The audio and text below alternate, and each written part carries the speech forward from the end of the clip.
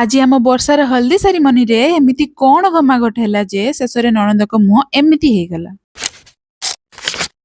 ତ ଆଜି ହେଉଛି ବର୍ଷାଙ୍କର ହଳଦୀ ସେରିମନି। ତ ସକାଳୁ 7 ଅୟ ମିଶି ବର୍ଷାଙ୍କୁ ବାଡୁଆ ପାଣିରେ ଗାଧେଇ ଦେଇଥିଲେ। ଦେନ୍ ଘରର ସବୁ ଅୟ ମିଶି ବେଦୀରେ ଯୋଉ ଖଇ ପୋଡା ହୁଏ ସେଥିପାଇଁ ଧାନକୁ କୁଟିଦେଲୁ। ଆଉ ସେପଟେ ଖଇ ଭଜା ହବା ସମୟରେ ଏପଟେ କଳସ ସ୍ଥାପନ ମଧ୍ୟ ହେଇଗଲା। ଏପଟେ ଦୌଡି ଆସି ଦେଖେ ତ ନଣନ୍ଦଙ୍କର ହଳଦୀ ସୁଟ୍ ଷ୍ଟାର୍ଟ ମଧ୍ୟ ହେଇଗଲାଣି। ଆପଣ ମାନେ ଜୁଏଲାରୀର ଲିଙ୍କ ମୋ ଇନଷ୍ଟାଗ୍ରାମ ପେଜ ମେଘାନ ଲାଇଫଷ୍ଟାଇଲ ରେ ପାଇଯିବେ। ତ ବର୍ଷା ଆମର ଟିକେ ଫାଙ୍କା ବସିଥିବାର ଦେଖି ମୁଁ ତାଙ୍କୁ ଟିକେ କିଛି ଖୋଇଦେଲି। ତାପରେ ବର୍ଷାଙ୍କର ଏଇଠି ଅଳତା ଲଗଉଥିବା ସମୟରେ ମୁଁ ତଳକୁ ଆସିଥିଲି ଟିକେ କିଛି ଖାୟାଖୁଇ କରିବା ପାଇଁ। ତ ସବୁ ଭଉଣୀ ଆଉ ସାଙ୍ଗମାନଙ୍କ ସାଙ୍ଗରେ ମିଶି ବର୍ଷାର ହଳଦୀ ସେରିମନିର ଫଟୋ ସୁଟ୍ ସରିଗଲା। ଦେନ୍ ଆମେ ସମସ୍ତେ ବାହାରି ଆସିଥିଲୁ ଛାତକୁ ଅରିଜିନାଲି ହଳଦୀ ସେଲିବ୍ରେଟ କରିବା ପାଇଁ। ଆଉ ବାହାଘରରେ ସବୁଠୁ ଏକ୍ସାଇଟେଡ ଥିଲେ ଆମ ଆଇଶା ଆଉ ପାଖି। ସେମାନଙ୍କର ଯୋଉ ଡାନ୍ସ ଆଉ କହିଲେ ନ ସରେ। ତ ଏଇଠି ତାଙ୍କ ତିନି ଭଉଣୀ ମାର ପିଟ ଛଡା ରମ୍ପୁଡା ହେଇକି ହଳଦୀ ଲଗାଲଗି ହଉଥିଲେ। ଆଉ ସେଇ ଭିତରେ ପାଳି ପଡିଗଲା ଭାଉଜ ରାଣୀଙ୍କର। ତ ସାଙ୍ଗମାନେ ଏଇ ଭିଡିଓଟି ଆପଣ ମାନେ ଯୋଉ ଚ୍ୟାନେଲରେ ଦେଖୁଛନ୍ତି ଏଇଟା ମୋର ନୂଆ ଚ୍ୟାନେଲ ମିରାଜନ ଲାଇଫଷ୍ଟାଇଲ। ପ୍ଲିଜ ଏଇ ଚ୍ୟାନେଲଟିକୁ ସବସ୍କ୍ରାଇବ କରିଦିଅନ୍ତୁ। ବାହାଘରର ଯେତେ ସବୁ ସର୍ଟସ ଆପଣ ମାନେ ଏଇ ଚ୍ୟାନେଲରେ ପାଇଯିବେ। ଆଉ ଲଙ୍ଗ ଭିଡିଓ ଦେଖିବାକୁ ଚାହୁଁଥିଲେ ମେଘାନ ଲାଇଫଷ୍ଟାଇଲକୁ ସବସ୍କ୍ରାଇବ କରନ୍ତୁ। ଆଉ ସାଙ୍ଗମାନେ ଯୋଉ ଝିଅ ଆମର 9ଟା ବେଳେ ଉଠେ ତାକୁ ଆଜି ଭୋର 5ଟାରୁ ଉଠି